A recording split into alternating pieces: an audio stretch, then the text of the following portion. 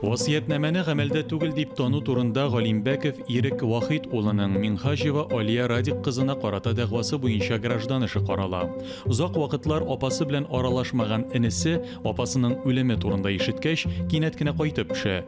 Ул апасының балалары һәм башка туганнары булмаганлыктан барысын да үзенә васият итеп калдыргандыр дип уйлый. Ләкин васиятнамәнең законлы булуын һәм башка сорауларны судья Әнәс Нуриев тикшерә. Барыгызында басуыгызны сорыйм. Суд килә. Барыгызны утырын сорыйм. Васиятнамәне гамәлдә түгел дип тану турында гражданин Галимбәков Ирек Вахит улының Минхажева Алия Радик кызына карата дәгъвасы буенча граждан эше карала. Якларның килү турында хәбәр итегез. Суд сәркәтибе. Процесста катнашучы якларга хәбәр ителде. Алар утырышта катнашалар. Суд утырышы беркетмәсе аудиоязма чараларын кулланып алып барыла. Рәхмәт. Суд процесста катнашучыларның шәхесен билгеләргә тиеш. Суд сәркәтибе аша шәхесен таныклаучы документларыгызны тапшыруыгызны сорыйм.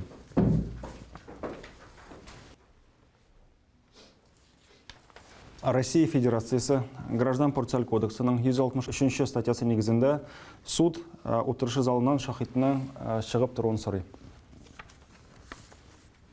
Суд эшне асылы буенча карарга күчә. Дәгъвачы сезгә сүз бирелә. Трибуна янына килеп үз позицияны аңлатыгыз. Хөрмәтле суд, апамның васиятнамәсен гамәлдә түгел дип тануыгызны сорыйм. Дәвам итегез. Минем мәрхүмә бер туган апамның торак фатиры турында сүз бара. Ул 2 бүлмәле фатир, ул соңгы көннәренә кадәр анда яшәде. Һәм 2000 елның 22 августында төзелгән васиятнамә буенча варис мин идем. Гомумән, әле бу васиятнамә төзелгәнче дә инде бу фатир андый-мондый берәр хәл булса апа белән бу фатир миңа калырга тиешле дип белә идем мин. Һәм чөнки мин аның өчен бердән-бер иң якын кешесе, бер туган инесе. Менә инде мин апага һәр вакыт, һәр даим булышып тордым, ярдәм иттем, акчалар җибәреп тордым, ләкин кызганыч, мин инде үзем еракта яшим һәм эшлим. Һәм гел кайтып йөрергә мөмкинлек булмады. Мин аны үз яныма алырга да җыенган идем. Хәтта инде яхшы караучы да табып куйган идем, ләкин кызганычка каршы өлгермәдем. Әйтегез әле, апагызның үлүе турында сез кайчан белдегез? Һәм васиятнама турында да аңлашылмады. Апамның үлүе турында миңа социаль хезмәткәр шалтыратып әйтте. Һәм Күмәргә кайткач, 2000 елның шушы 22 августында төзелгән васиятнамәнең үзгәртелгән булуын белдем мин. Апа үзе үләр алдыннан гына әлеге васиятнамәне үзгәртеп, һәм җавапчы менә Минхажева Алия Радик кызына шушы фатирын язып калдырган. Апам авыру кеше инде, ул белештереп тә бетермәскә мөмкин иде. Шуңа күрә бу әйбер гадилме, юкмы, менә шуның буенча шуны белергә иде. Демәк, сезнең апагыз артыннан карауга социаль хезмәткәр беркетелгән иде. Әйе, ул бүген биредә судта шаһит буларак чыгып китте. Әле шуны да әйтергә кирәк, менә апамны соңгы юлга озатырга кайткач, мин җавапчыны күрдем. Һәм аннан мин җибәргән акчаларны ул банктан ышаныч кәгазе буенча үзе алганын белдем. Ул инде аның әйтүе буенча ул акчага дарулар алган. Һәм менә шунсы мин фатирга кергәч бернинди дарулар да күрмәдем. Хәтта инсулин да юк иде. Менә кем белә, бәлки алар булган булса, әле апам да минем исән булган булыр. Сез нәрсә сөйлисез? Ул ничек ят түгел алган идем мин аңа дарулар, барсы да бар иде. Зинһар, залда тынычлык саклагыз. Җавапчы сезгә сүз биреләчәк. Сез дәгъвачы үз чыгышыгызда кимсетү, хырлау сүзләрен зинһар кулланмагыз. Яхшы, аңладым. Сезнең беттеме? Әйе, алга таба минем вәкилем дәвам итер. Рәхмәт. Рәхмәт, утырыгыз. Дәгъвачы вәкиле, рәхмәт итегез. Хөрмәтле суд, ышаныч белдерүчемнең хукуклары түбәндәге нигезләр буенча бозылган дип саныйбыз. Эш буенча аңлатам. Ышаныч белдерүчемнең апасы 2020 елның 25 апрелендә үлгән. Яңа васиятнамәгә килгәндә инде 2020 елның 12 февралендә төзелгән. Мәрхүмәнең үз-үзен тотышына турыдан-туры йогынты ясый торган, аның психик һәм психологик авырулары бар икәнен ачыклаганнар. Бу мәрхүмәнең төрле дәүләт һәм хукук саклау органнарына күп санлы язма мөрәҗәгатьләре белән раслана. Шулай ук аның медицина картасында да язмалар бар. Россия Федерациясы Граждан кодексының 177 статьясы нигезендә хукуктан файдалануга сәләтле булуына карамастан, алыш-биреш гамәлен кылган вакытта үз гамәлләренең әһәмиятен аңлый һәм аңлатып бирә алмаслык хәлдә булган граждан тарафыннан кылынган алыш-биреш гамәле суд тарафыннан гамәлгә яраксыз дип танылырга мөмкин. Суд тарафыннан үлгәннән соң суд психиатрия экспертизасы билгеләнгән. Экспертлар бәйләмәсеннән күренгәнчә, икенче васыятнамәне язган вакытта мәрхүмә үз гамәлләрен аңлый һәм аңлатып бирә алырлык дәрәҗәдә булмый. Экспертлар бу нәтиҗәне якынча 2015 елдан башлап мәрхүмәнең психик халәтен үзгәрүен ачыклыйлар. Күп тапкырлар полиция органнарына җинаятьләр турында хәбәр иткән, шулай ук бик пөхтә киенмәгән, өендә дә тәртип булмаган, үз-үзен тыныч тотмаган, хәтта үзенең якыннарын, танышларын да танымаган. Авыруның медицина картасына да нигезләнеп нәтиҗә ясалган. Табиб тарафыннан баш мие кан әйләнеше бозылуы белән бәйле рәвештә гражданка Галимбекованың психикасы үзгәрү билгеләре ачыкланган. Һәм шулар картада билгеләнгән. Сезнең беттеме? Хөрмәтле суд, бетте. Җавапчы, сезгә сүз бирелә. Рәхим итегез. Мин дәгъва белән килешмим. Минем фатирым васыятнамә буенча. Һәм әлеге васыятнамә миндә бар. Бу кеше аның янына да кайтып карамады. Мин җыенган идем, тик өлгермәдем. Аңа һәр даим булышып тордым. Менә бит мин акчалар җибәреп торган чекларым да бар. Акча җибәреп нәрсә инде ул? Аңа кайгырту кирәк иде, акча түгел. Аны үз яным алып китмәкче. Дәгъвачы, белдермәгез. Дәвам итегез. Без Венера апа белән күршеләр булып яшәдек. Берәр нәрсә кирәк булса, ул гел миңа мөрәҗәгать итә иде. Мин аңа азык-төлек алып кайттым, табиблар янына алып бардым, дарулар сатып алдым. Минем гаиләм, балаларым бар, вакытым алай күп түгел, ләкин кешене андый авыр хәлдә калдырып булмый бит инде, шуңа күрә булыштым. Һәм миңа бер вакыт Венера апа әйтә: "Алия, син мине ташлама инде", ди. "Мин сиңа үземнең фатирымны калдырырмын", ди. Һәм без менә шулай итеп килештек. Мин аның артыннан карыйм, ашарына пешерәм, саф һавага йөрергә алып чыгам, аннан соң коммуналь хезмәтләре өчен түлим. Моның өчен, булар өчен ул миңа васыят итеп үзенең фатирын калдыра. Һәм инде ышанычлама буенча мин банктан акча алып, барлык кирәкле әйберләрне дә сатып алдым. Бу ялган, аңа бит социаль хезмәткәр беркетелгән иде. Син аның башын бутагансың, ышанычын яула. Дәгъвачы, сезгә кисәтү ясыйм. Сезнең әле үз сүзегезне әйтергә вакытыгыз булачак. Җавапчы әйтегез әле. Димәк, дәгъвачының апасы сезгә ышанычлама биргән булган, шулаймы? Һәм икенче сорау, ул акчаларны сез алдыгызмы? Һәм гомумән алганда күпме акча күчергәнен әйтә аласызмы? Әйе, Венера апа үзенә йөрергә авыр булгач, үзенең саклык кенәгәсеннән акчаларны алу өчен миңа ышанычлама бирде. Анда 56 мең сум акча бар иде, ләкин билгеле инде ул акча гына җитмәде, мин үземнең акчаларымны да истәдем. Әйе, менә мин җибәргән акчалар инде бу, әйткән идем бит. Ничек инде җибәрмисең, ул бит синең апаң, тагын акча да җибәрмәскә. Ләкин менә ул акчалар гына җитми иде аңа. Нәрсә өчен җитмәде? Әйтик, үзенә йөрергә авыр булгачтан, мин инде аңа урамга, саф һавага чыгар өчен инвалид коляскасы сатып алдым. Күп функцияле коляска, ул 36 мең сум тора. Ләкин аннан тыш даруларга да, тормыш итәргә дә акча кирәк бит әле. Коляска калдымысың? Фатирда бернинди коляска да юк иде, мин бер нәрсә күрмәдем. Дәгъвачы тагын бер кисәтүдән соң сине залдан чыгарып җибәрәчәкмен. Мин аны Венера апа үлгәчтән мохтаҗлар өчен приютка тапшырдым. Инвалид коляскасын алган өчен чеклар, дарулар өчен башка чеклар бармы сезнең? Әйе, әлбәттә, чеклар барсы да миндә үземдә. Суд сәркәтибе аша зинһар бирүгезне сорыйм.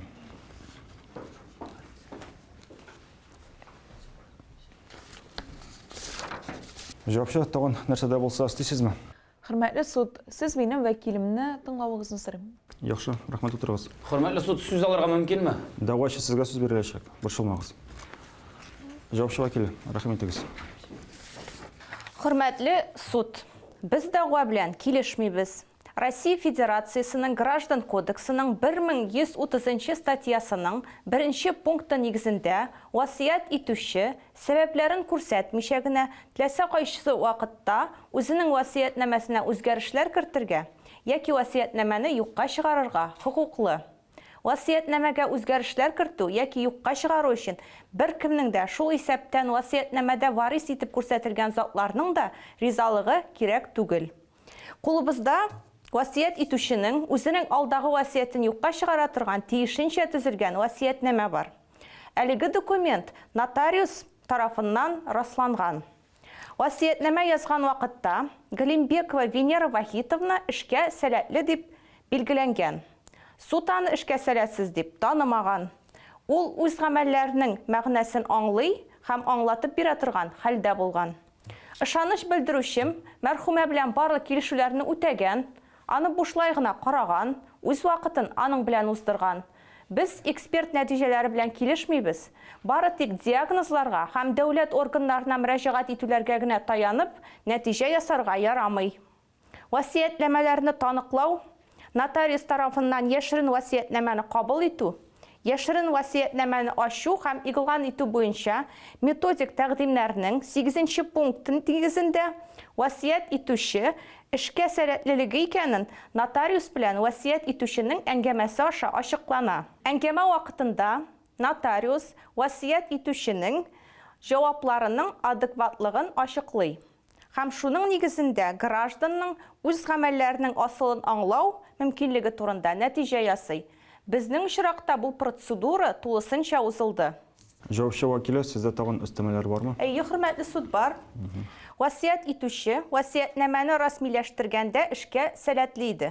Россия Федерациясе Граждан кодексының 1119 статьясының 1 пункты нигезендә васыят итүче мөлкәтен үзе теләгәнчә теләсә нинди затларга васыят итеп калдырырга, мираста варислар өлешен теләсә нинди рәвештә бүлергә, сәбәпләрен аңлатмыйча гына бер варисны, берничә варисны яки барлык варисларны мирастан мәхрүм итәргә хокуклы.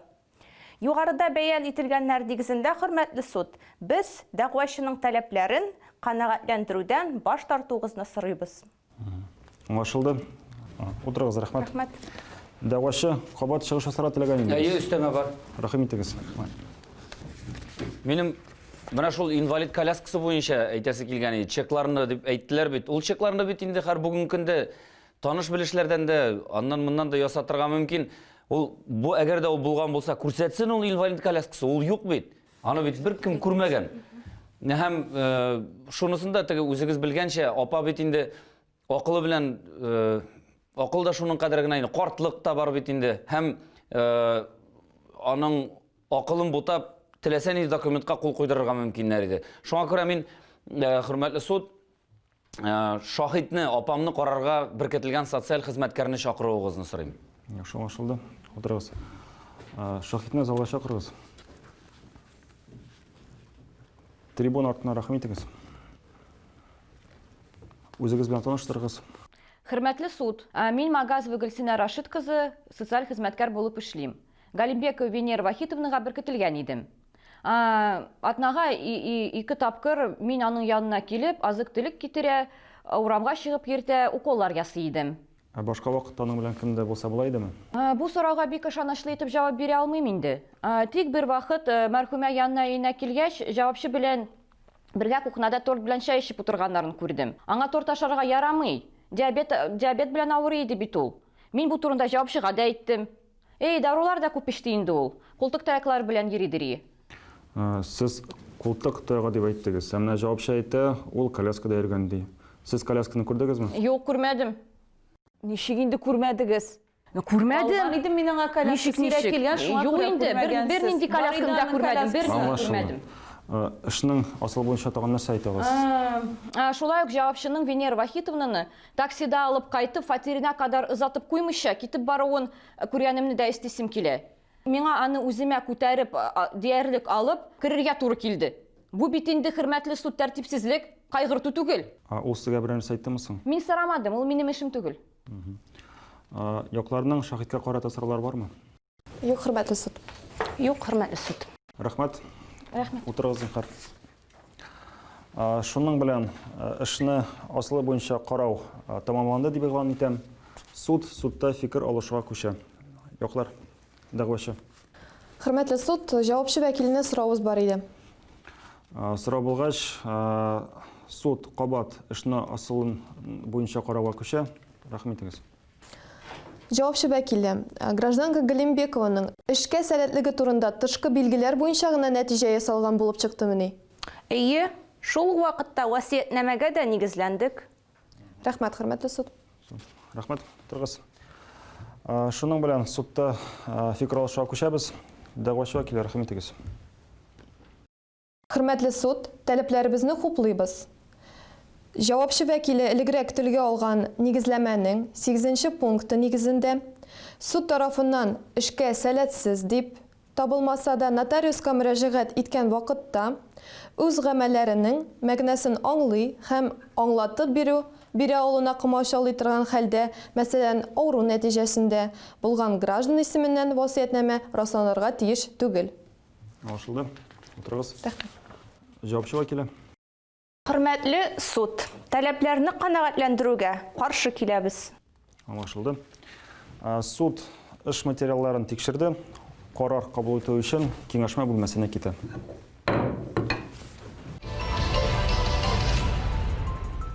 Барыгызны да басуыгызны сорыйм. Суд килә.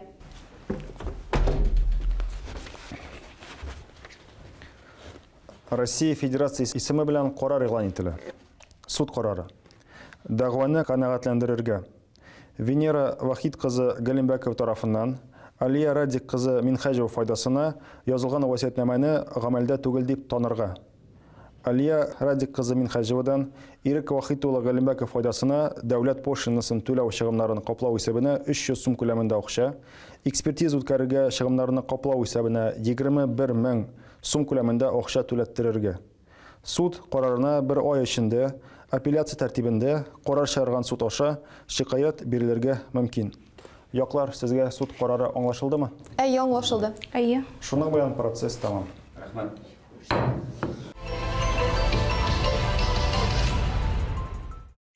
Васиятнама ул бер яклы килешү, ягъни бер генә якның ихтыяры кирәк. Васиятнама көчкә керер өчен аны нотариус расларга тиеш.